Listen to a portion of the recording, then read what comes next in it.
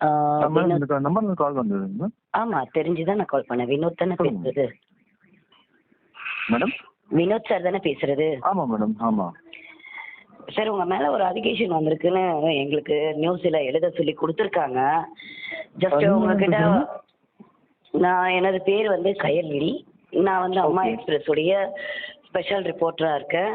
This Okay. call is now being recorded. தாராளமா record பண்ணிக்கோங்க.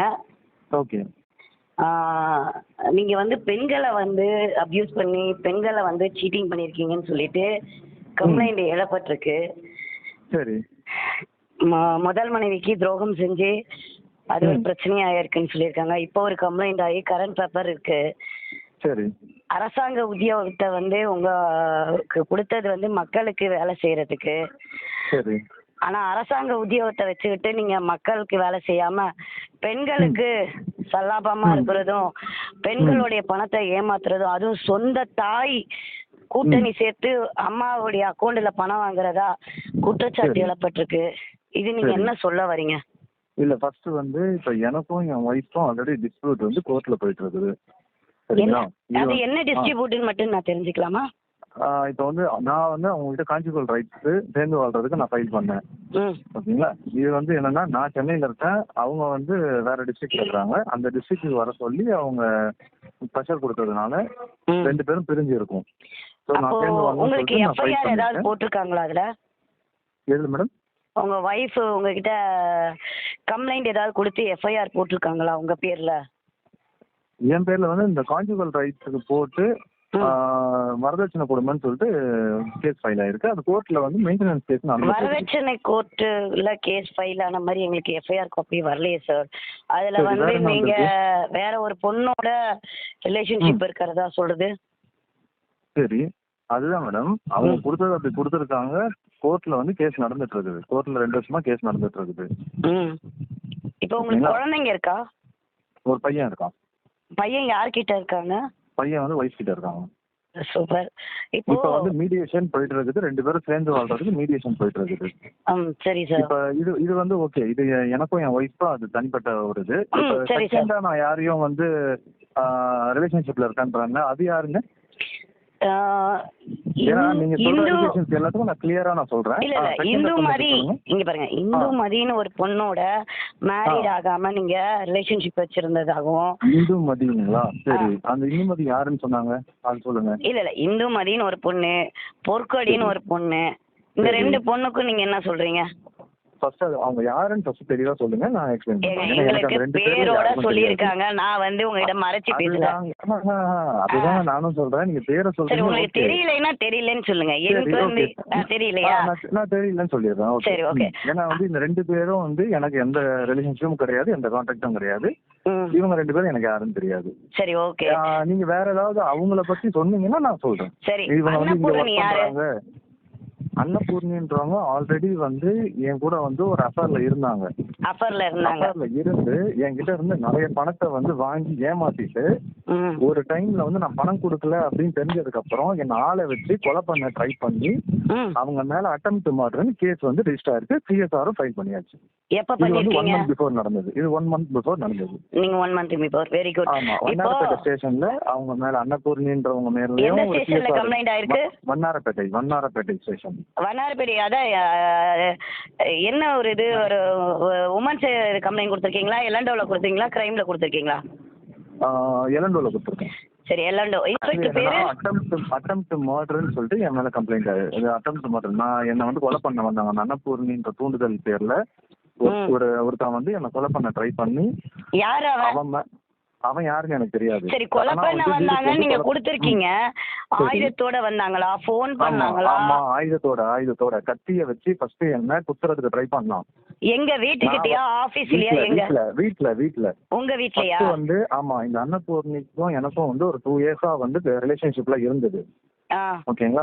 அந்த அன்னபூர்ணின்றவங்க ஒரு 2 வருஷமாவே என்கிட்ட நிறைய அமௌண்ட்டை வாங்கி ஏமாத்திட்டு இருந்திருக்காங்க. அது எனக்கு தெரியாம ஒரு பீரியட்ல அந்த அன்னபூர்ணின்றவங்க வேற ஒருத்தவங்க கிட்டயும் அமௌண்ட் வாங்கிருக்காங்க. ஒரு 3 months பிஃபோர் வேற ஒருத்தவங்க கிட்டயும் அமௌண்ட் வாங்கி அது எனக்கு தெரிஞ்சு எங்களுக்குள்ள ஒரு டிஸ்பியூட் ஆகும்போது நான் பணம் கொடுக்கலன்னு சொல்லிட்டு நான் ஒரு 2 months அவங்க கூட கான்டாக்ட்ல இல்லாம இருக்கவும் என்ன சார்ந்தவங்க, என் அம்மா, என் அக்கா, என் ரிலேஷன் சைடு எல்லாரோட நம்பரையும் அவங்க வாங்கி எல்லாருக்கும் வந்து கால் பண்றது, இந்த மாதிரி வந்து இவர் வந்து இல்லீகல் அஃபேர்ல இருக்காரு அப்படின்னு சொல்லிட்டு எல்லாருக்கும் டார்ச்சர் பண்ணி, அப்புறம் என் ஆபீஸ் சைடு, அதாவது சென்னை மட்டும் கிடையாது, எந்தெந்த ஊர்ல யார் யார் இருக்காங்க எல்லா ஊருக்கும் வந்து அவங்க கால் பண்ணி மெசேஜ் பண்ணி இது மாதிரி நான் இல்லீகல் அஃபேர்ல இருக்கேன் அப்படின்னு சொல்லி என்னை பத்தி தவறான ஒரு இது சொல்லிட்டு இருந்தாங்க. நான் அதை எதையும் மைண்ட் பண்ணலன்னு ஒரு பர்சனை வந்து என் வீட்டுக்கு அனுப்பேன். ஏன்னா அந்த பர்சன் யாரும் கூட எனக்கு தெரியாது. சடனா வீட்டுக்கு வந்து என்னை கொலை பண்ண ஒரு கட்டி எடுத்து குத்துறதுக்கு ட்ரை பண்ணுவாரு. ட்ரை பண்ணும்போது நான் கொஞ்சம் சுதாரிச்சிடவும் அவர் கீழே இருட ஆளை கூட்டு வரேன்னு இறங்கி ஓடினவரை நான் பிடிக்க, சிசிடிவி ஃபுட்டேஜ் கிடையாது, ஆனா அந்த தெருவில் இருக்கிற எல்லாருமே சாட்சி. நான் அவனை பிடிக்க போகும்போது அவன் வந்து ஹெல்மெட் எடுத்து என்னை அடிச்சதுனால என் காதுல வந்து 10 தையல் போட்டிருக்காங்க. ஃபேமிலி ஹாஸ்பிட்டல்ல நான் 1 டே அட்மிஷன்ல இருந்தேன். எத்தனை தையல் போட்டிருக்காங்க? 10 தையலுக்கு ஒரு நாள் தானே அட்மிஷன் மேடம்? மொத்தம் 3 நாள் அட்மிஷன் போட்டாங்க மேடம். 3 நாள் அட்மிஷன் போட்டுட்டு 1 டேல வந்து ஸ்டேஷன்ல அப்பியர் ஆகணுன்றதுனால அதாவது மார்னிங் நான் அட்மிட் ஆகி அடுத்த நாள் மார்னிங் வந்து என்ன டிஸ்சார்ஜ் பண்ணிட்டாங்க. சரி, இதுல அன்னபூரணி உங்க ஆபீஸுக்கு கீழே இங்க பாருங்க, அன்னபூரணி உங்க ஆபீஸுக்கு வர வச்சு உங்க மாமாவை வச்சு மிரட்டினதா அன்னபூரணி குற்றச்சாட்டு சொல்றாங்க. உண்மைங்களா? வாய்ப்பே இல்லை. ஏன்னா அன்னபூரணின்றவங்க என் ஆபீஸ் கீழே வந்து மிரட்டிக்கிட்டு இருந்தாங்க என்ன. அது ஒரு டைம் ஒரு சிச்சுவேஷன் மேல ரொம்ப என்ன மிரட்ட ஆரம்பிக்கவும், அப்ப என் மாமா வந்து, ஏன்னா அவர் வந்து ஹாஸ்பிட்டல் கான்ட்ராக்டர் அவரு. அப்ப அங்க ட்ரிப்ளிகேன்ல கோச் ஹாஸ்பிட்டல் ஒரு கவர்மெண்ட் ஹாஸ்பிட்டல் இருக்கு, அந்த ஹாஸ்பிட்டல்ல அவர் இருக்கும்போது அவங்க ஆவின் கிட்ட அவர் வரும்போது இது மாதிரி வந்து அன்னபூர்ணிவங்க என்ன வந்து ரொம்ப மிரட்டிட்டு இருக்காங்க மாமா, அடிக்கடி வந்து ஆபீஸ் கீழே வந்து இது மாதிரி ஆபீசர் கிட்ட வந்து கம்ப்ளைண்ட் பண்ணுவேன், நான் கேட்கிற பணத்தை கொடுக்கலாம், ஆபீசர் கிட்ட வந்து கம்ப்ளைண்ட் பண்ணுவேன் அப்படின்னு. நீங்க பணம் கொடுத்திருக்கீங்கல்ல, நீங்க பணம் கொடுத்ததுக்கு நீங்க ப்ரூஃப் ஏதாவது வச்சிருக்கீங்களா? இருக்கு. இப்ப அவங்க பணம் கொடுத்ததுக்கு, அதுவும் உங்க அம்மா அக்கௌண்ட்ல பணம் கொடுத்ததுக்கு ப்ரூஃப் இருக்குன்னு அவங்க ஸ்டேஷன்ல சப்மிட் பண்றாங்க. நீங்க அதே மாதிரி என்ன வச்சிருக்கீங்க? அதேதான் நானும் வந்து என் அம்மா அக்கௌண்ட்ல இருந்து ஜிபே பண்ண ட்ரான்சாக்ஷன்ஸ் இருக்கு, என் அக்கௌண்ட்ல இருந்து அவங்க. சரி, எவ்வளவு அமௌண்ட் உங்ககிட்ட இருந்து அவங்க வாங்கியிருக்காங்க? எப்படியும் வந்து ஒரு 2 lakhs கிட்ட இருக்கும். அவங்க வந்து ஒரு 8 லட்சம் ரூபாய் உங்களுக்கு கொடுத்ததா சொல்றாங்க, அது உண்மையா? 8 லட்சம் கொடுத்தாங்களாமா? சரி, ஓகே, ப்ரூஃப் இருந்ததுன்னா தாராளமா ப்ரூஃப் பண்ணுங்க. இல்ல, அவங்க ப்ரூஃப் இருக்குன்னு தான் சொல்றாங்க. போலீஸ்ல கரண்ட் பேப்பர் போட்டிருக்காங்க. உங்களை நாளைக்கு என்கொயரி வர சொல்லிருக்காங்களா? எந்த ஸ்டேஷன்? இல்ல, உங்களுக்கு என்கொயரி கூப்பிட்டுருக்காங்களா? இல்ல, எனக்கு என்கொயரி கூப்பிடல, அதனால தான் கேக்குறேன். என்கொயரி கூப்பிடலையா? இல்ல, எங்களுக்கு வந்து உங்களை என்கொயரி கூப்பிட்டுருக்காங்கன்றதுதான் எங்களுக்கு ரிப்போர்ட். எங்களுக்கு வந்து இங்க பாருங்களேன், எங்களுக்கு போலீஸ் சைட்ல இருந்து ஏதாவது ஒரு விஷயமோ இல்ல கம்ப்ளைண்டர் சைட்ல இருந்து ரிப்போர்ட் வந்தா நாங்களும் என்கொயரி பண்ணுவோம். நாங்க அங்க என்கொயரி பண்றப்போ எங்க சைட்ல அதுமே நீங்க என்கிட்ட நீங்க அந்த ஸ்டேஷனுக்கோ இல்ல பக்கத்துல இருக்க ஸ்டேஷன்லயோ என் பேரு என் நம்பர் எல்லாமே கொடுத்தீங்கன்னா நான் யாருன்னு எல்லா டீட்டெயிலும் உங்களுக்கு சொல்லிடுவாங்க. சரிங்களா? என்ன பொறுத்தவரை என்னுடைய ரைட்டிங்ல 2 சைட்ல இருக்கிற உண்மைகளை மட்டும்தான் நாங்க எழுதுவோம்.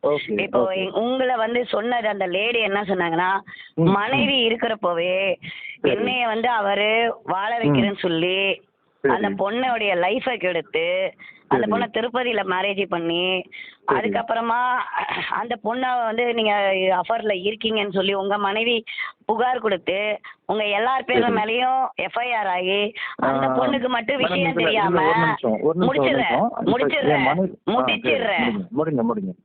மனைவிக்கு வந்து கொடுத்த கம்ப்ளைண்ட்ல அந்த பொண்ணுக்கு விஷயத்த சொல்லாம கம்ப்ளைண்ட்ல நீங்க உங்க அம்மா சம்பந்தப்பட்டவங்க எல்லாருமே பெயில் வாங்கிட்டு அந்த பொண்ணு பெயில் வாங்காம இருந்ததாக இப்ப அது ஒரு விஷயம் வெளியில வந்திருக்குது. அந்த பொண்ணு சொல்லுது. இப்போ ஒரு விஷயம் என்னன்னா, ஒரு பொண்ணோட அஃபர்ல இருக்கிறதோ இல்லாததோ அது தனிப்பட்ட விருப்பம்ன்றது. சரிங்களா?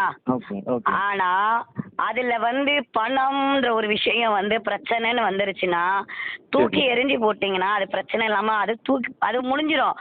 நீங்க ஒரு நேர்மையான கவர்மெண்ட் அதிகாரின்னு நீங்க சொல்ற வார்த்தையில எனக்கு ஒரு புரிதல் வருதுன்னு வச்சுக்கோங்களேன்.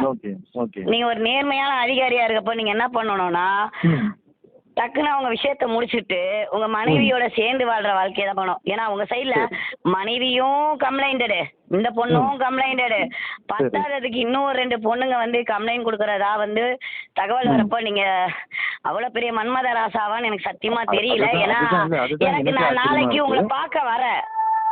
என்னைய பொறுத்த வரைக்கும் நான் வந்து டைரக்டாவே வருவேன். இன்னொன்னு, எனக்கு அந்த நியூஸ் வந்து நம்ம மதுரையில இருந்து வந்திருக்கு. நம்ம பத்திரப்பதிவுத்துறையில அமைச்சரா இருக்கவரோட சைட்ல இருந்து இத முக்கியமா விசாரிக்க சொல்லி கொடுத்துருக்காங்க. அது எங்களுக்கு கொடுத்துருக்காங்க. ஓகே.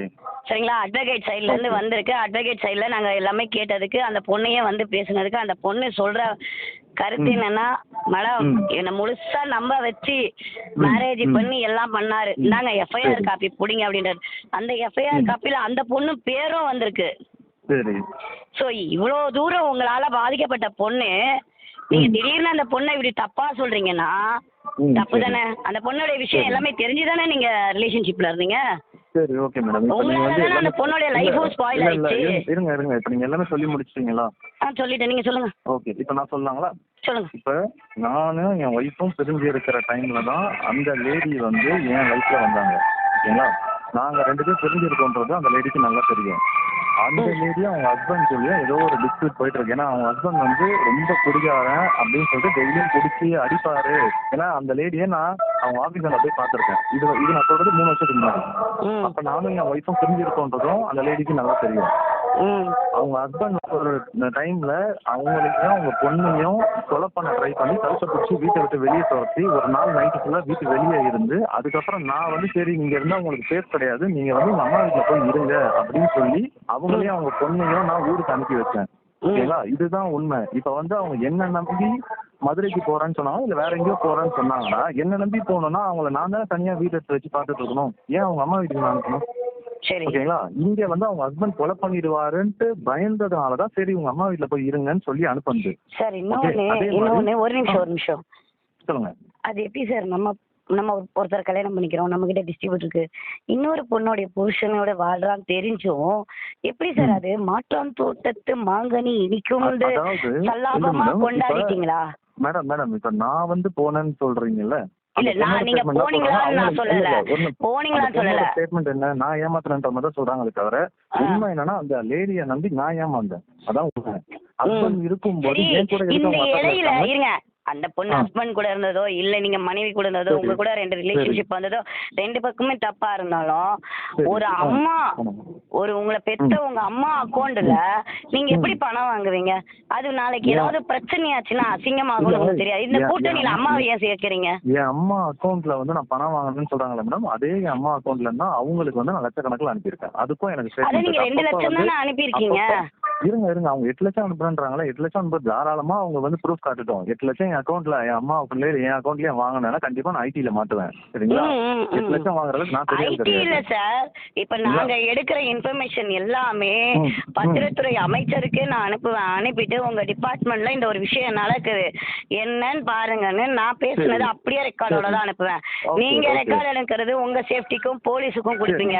நான் வந்து அந்த டிபார்ட்மெண்டோடைய அதிகாரிக்கும் அங்க உள்ள அமைச்சருக்குமே நான் அனுப்பிடுவேன். ஏன்னா என்ன பொறுத்த வரைக்கும் இது என்னன்றது அவங்க செயலியை விசாரிக்க சொல்லுவோம். ஏன்னா இது பெண்களை வந்து அபியூஸ் பண்றதுன்றது வந்து சட்டப்படி தப்பு. நீங்க என்னன்னா நீங்க 2-3 விஷயம் தப்பு பண்ணிருக்கீங்க.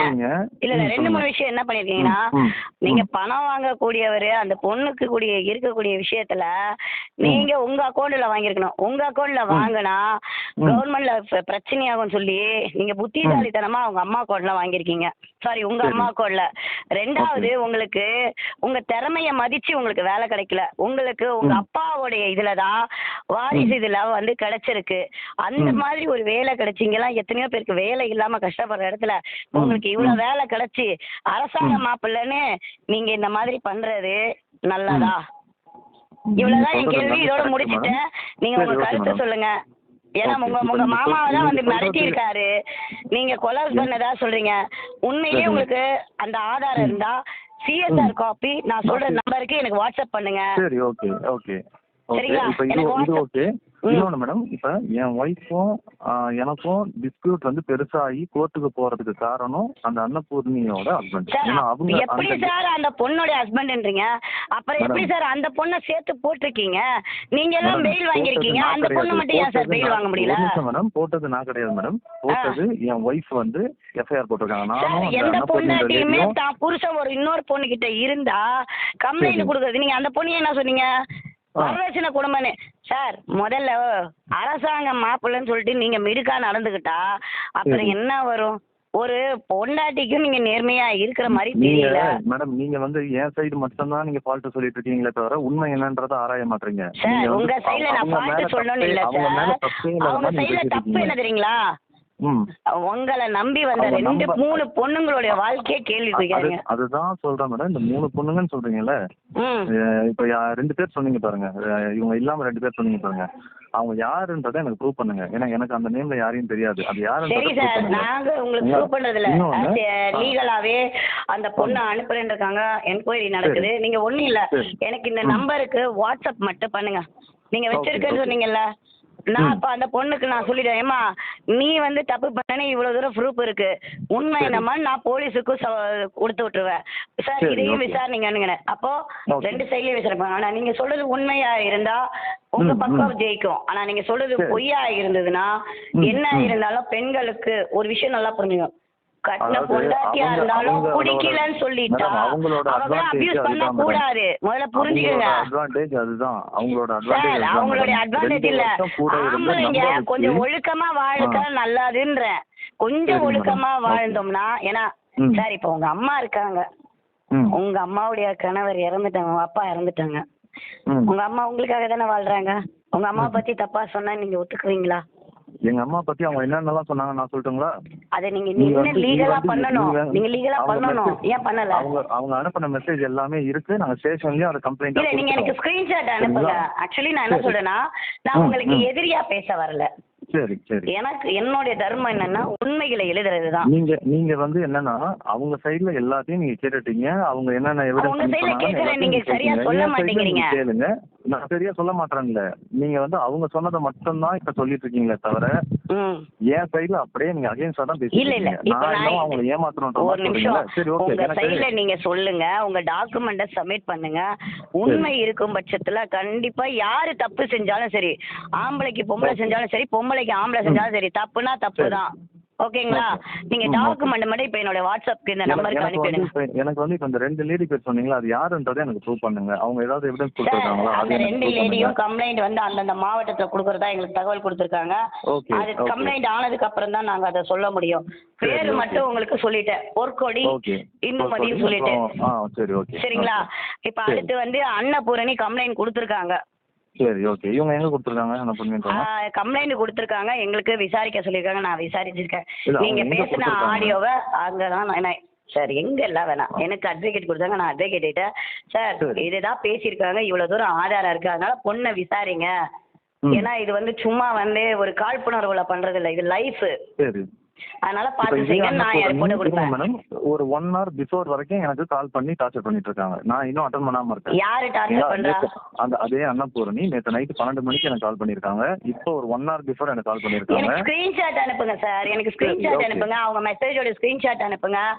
அதுக்கப்புறமா நீங்க போட்ட எஃப்ஐஆர் சிஎஸ்ஆர் காப்பி அனுப்புங்க.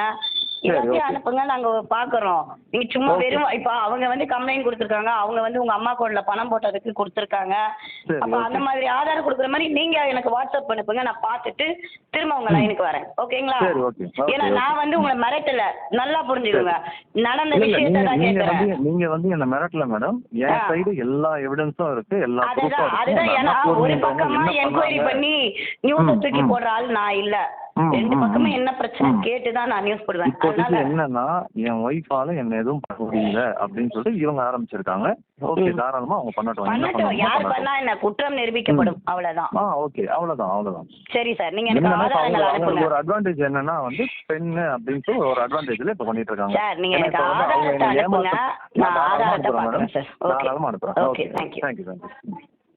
கயல் வணக்கம். வணக்கம், நல்லா இருக்கீங்களா? நல்லா இருக்கேன். பத்திரப்பதிவு துறையினாலே பெரிய பிரச்சனையா இருக்குது. தப்பு வந்து மேல இருக்கக்கூடியவங்க தலைமை தாயிலத்தோட நங்கன்னு ஒரு கொட்டி உட்கார வச்சா நல்லா இருக்கும். பதிவுத்துறை அமைச்சர் அவரு கீழே வேலை பாக்குறவங்க என்ன தப்பு பண்றாங்க ஏது பண்றாங்கன்னு அவரு சரியான முறையில விசாரிச்சா நாம ஏன் இவ்வளவு கஷ்டப்படணும்? நம்ம மன்மத ராசா யாருன்னா வினோத் ஐயா. வினோத் என்ன பண்றாரு? வினோத் யாருன்னு சொல்லுங்க. ஆனா வினோத் வந்து பத்திரப்பதிவுத்துறையில, ஏன்னா போலீஸுக்கு நம்ம வேலை கொடுக்கணும், பத்திரப்பதிவுத்துறையில எழிலகத்துல வேலை பாக்குறாருங்க. நான் இவ்வளவுதான் சொல்ல முடியும். இதுக்கப்புறம் விசாரிக்கிறது காவல்துறை வேலை. நம்ம அமைச்சருடைய வேலை எவ்வளோ இருக்கு. எல்லாத்தையும் நானே சொல்லிக்கிட்டே இருந்தா அப்புறம் என்னங்க இருக்கு. ஸோ வினோத் வந்து மன்மத ராசா. வினோத் என்ன மன்மத ராசா எப்படி ஆனாருன்னா, அவர் அப்பா அரசாங்கத்துறையில வேலை பார்க்கிறாரு, இறந்துடுறாரு. கருணையின் அடிப்படையில வாரிசு வகையில வேலையை கொடுக்குறாங்க. வேலையை கொடுத்து அவர் வேலையை பார்க்கிறாரு. அவருக்கு திருமணம் ஆகுது. திருமணமான மனைவி இருக்கும் பொழுது வேறு ஒரு மனைவியுடன் கள்ளக்காதல் வைத்து அந்த பொண்ணுக்கு வந்து ஏற்கனவே கல்யாணம் ஆகி அந்த பொண்ணு கணவனை வந்து விரட்டி விட்டுட்டு அந்த பொண்ணோட இவர் வாழ்ந்து திருமணம் பண்ணி திருப்பதியில எல்லா வேலையும் முடிச்சு அந்த பொண்ணு ஒரு பேங்க்ல வேலை செய்யுது. அந்த பொண்ணு வேலை செய்யற பேங்க்ல இருக்கிற பணத்தை எல்லாத்தையும் ஐயா உருவிட்டு கடைசியில ஒரு ரூபா 2 ரூபா இல்ல ஈஸ்வரி 9 லட்சம் ரூபாய், சாரி 8 லட்சம் ரூபாய். ஆனா கிட்டத்தட்ட வட்டி கிட்டத்தட்ட போட்டா 9 லட்சம் வந்துடும் வச்சுக்கோங்களேன்.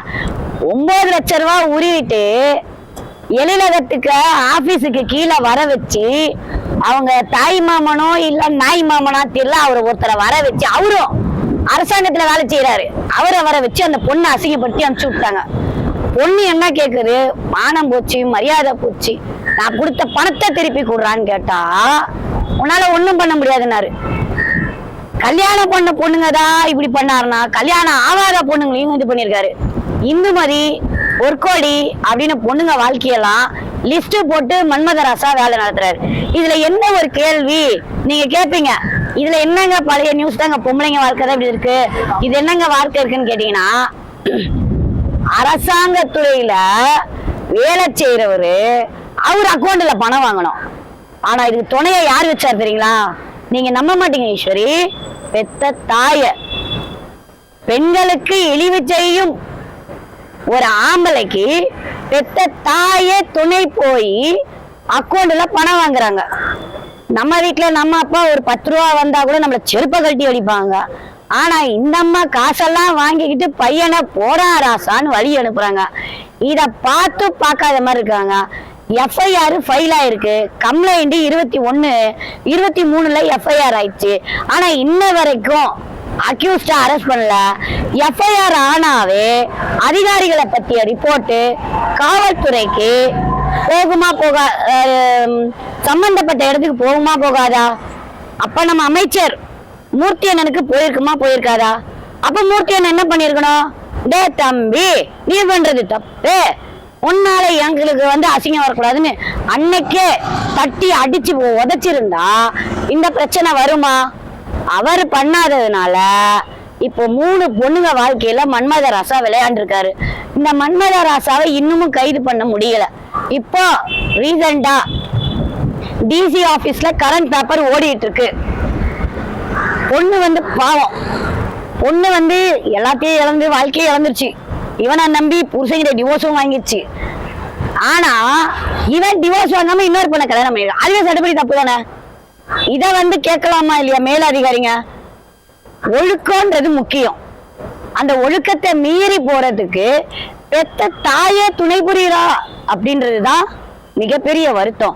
அதனால மாண்புமிகு பத்திரப்பதிவுத்துறை அமைச்சர் மூர்த்தி அண்ணா அவர்களே, மூர்த்தி அண்ணா உங்க சகோதரியா ஒரு பத்திரிகையாளரா உங்ககிட்ட ஒரு ரெக்வஸ்ட் என்ன வைக்கிறேன்னா, உங்களுக்கு கீழே வேலை பார்க்கிற எல்லாருமே ஒழுக்கமா இருக்காங்களா? நமக்கு வந்து தாய் தங்கை எல்லாரும் இருக்காங்க. அவங்க நமக்கு நடந்தா ரத்தம், மற்றவங்களுக்கு நடந்தா தக்காளி சட்னின்னு நினைக்காம முறையான விசாரணை செய்து காவல்துறையும் நமது முதல்வருக்கு நல்ல ஒரு பேரை ஏற்படுத்தும் விதமா நீங்க நடந்துக்குவீங்கன்னு நினைக்கிறேன். ஏன்னா நீங்க எல்லாம் செய்யற விஷயத்த பொறுத்துதான் முதல்வருக்கு நல்ல பேரு. நீங்களே எதையுமே செய்யலைன்னா முதல்வருக்கு இன்னும் அழிவு தான் வரும். சோ என்னுடைய முதல்வர், என்னை ஆளும் முதல்வர், அவர் நல்லபடி அடுத்த வாட்டி பிரதமரா வரணும்னு கூட ஒரு வேலை இருக்குதுன்னா அதுக்கு நீங்களாம் உழைப்பா உறுதுணையா இருக்கணும். இந்த மாதிரி களங்கம் விளைவிக்கும் நபர்களை உடனடி பணி நீக்கம் செய்யுங்க. அதுக்கு துணையா இருந்த தாயார் அவர்களை கைது செய்து முறையான விசாரணை செய்து நடவடிக்கை எடுக்கணும்னு மக்கள் மத்தியில இத மக்கள் விழிப்புணர்வு செய்தியாக கொடுக்கிறேன். உங்கள் சகோதரி கயல்விழி. வணக்கம்.